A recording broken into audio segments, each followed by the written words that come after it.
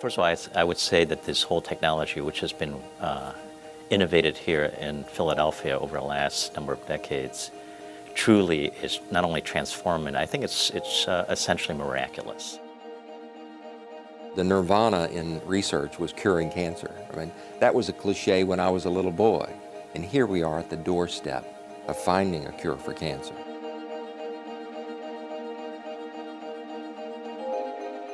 We're finding the keys, and there's always a reason to be hopeful.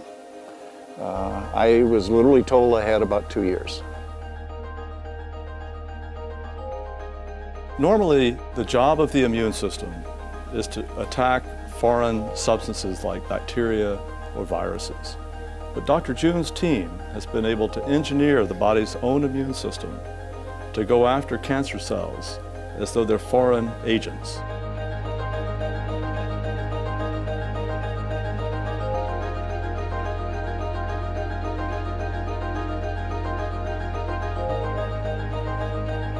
To make a new cancer therapy, what we did was program T cells, so the cells that are infected by HIV viruses and so on. We program those to become like antibody-based B cells. Those cells then became, after this reprogramming, leukemia-specific killers. So what Carl has done and his team is to be able to engineer homing devices, molecular homing devices on the surface of your immune cells so they can search out just like a key looking for a lock. Since it was dealing with altering genetic material, it was like a first taste of a brand new area of medicine.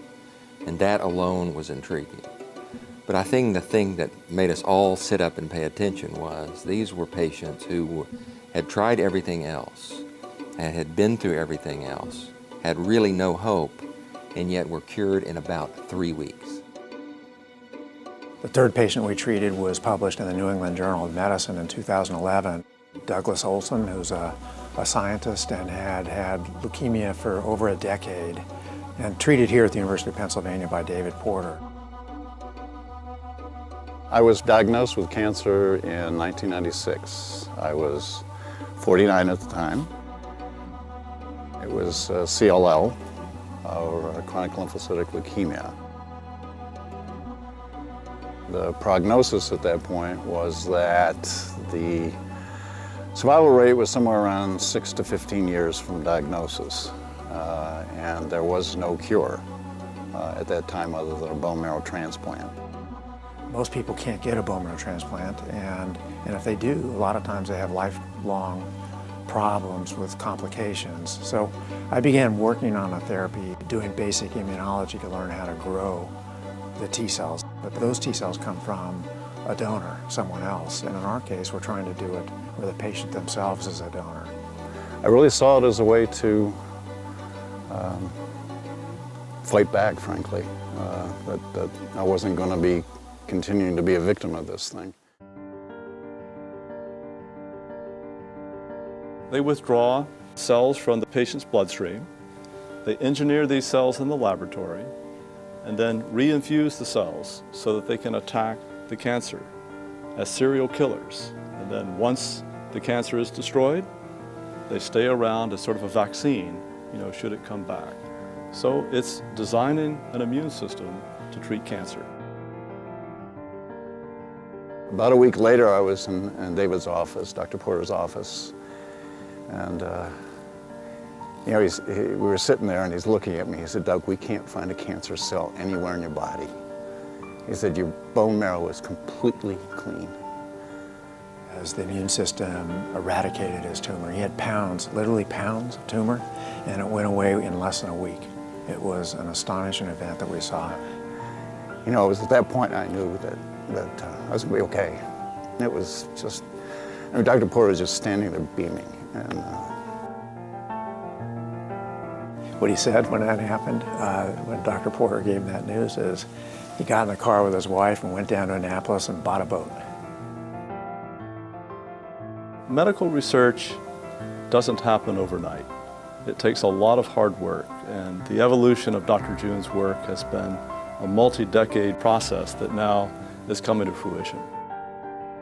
Certainly there's been a lot of investment in gene therapy, and as you've seen, things come and go. But in this case, it just happened that everything lined up correctly.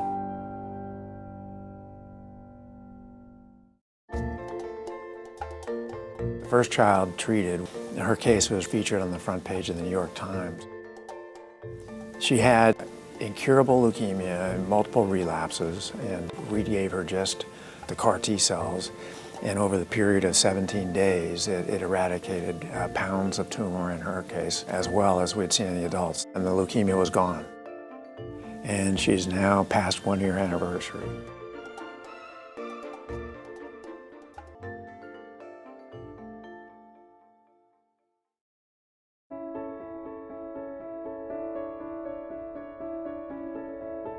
I think the breakthrough here is not only the invention of this approach, but really the team. It's really teamwork, led by a visionary leader. Well, I've been trying to identify the magic ingredients that Carl June brings to his team. And I think I can distill down what the key characteristics are. First, he's a genius and people around him know it. Second, he's got curiosity and he's got the ability to invigorate those around him as part of the team. But most importantly, he's passionate. And when you combine the genius, the curiosity, the teamwork, and the passion, you've got a formula for success. If this development continues, which I believe it definitely will, you're going to have a lot more scientists in this community. You're going to become one of the centers, if not the center for cancer research in the world. That's a lot of positive things for this city. This could truly represent the kind of 21st century manufacturing that can transform a region, if not a country. Novartis has brought a team of scientists to this problem. They've brought new skills in addition to the science for FDA approval so that it can be delivered nationally and internationally. So this team of academia and industry will certainly put Philadelphia on the map. Right now, the Penn team is exploring this to be used in other diseases, pancreatic cancer, colon cancer, you name it. I think the public has for a long time wanted cancer to be cured, and so have the scientists. The problem has been that it was a lot more complex than we knew. I look at this whole thing as a pivotal moment in medicine, really in the history of medicine. If you look at in cancer therapy, we've had surgery, you can remove the cancer. You have radiation that radiates and basically burn the tumors. Or you have chemotherapy that, not very specific, kills the cancer cells off in a very toxic way. Well, this is a whole new ball game, which is exploring your immune system, engineering your immune cells to go after the cancer cells, almost a whole new angle on therapy. So it is a game changer.